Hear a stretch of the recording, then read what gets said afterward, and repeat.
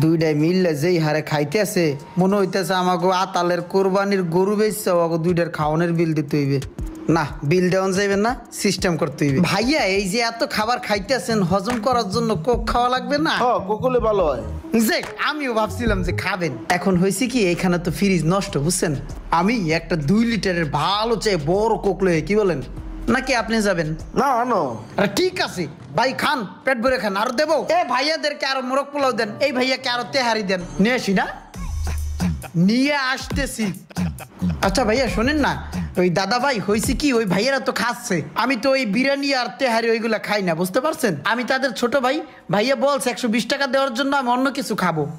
আর ওই যে বিল দেওয়ার সময় বাকি টাকা আপনাকে দিয়ে দেবে, হ্যাঁ যা পাবেন। তাহলে 120 টাকা দেন। যে দাদা আসসালামু আলাইকুম, আসি। কি রে ভাই, আমি বুঝলাম না, তুই কারে কোক আনতে পাঠালি বেড়া?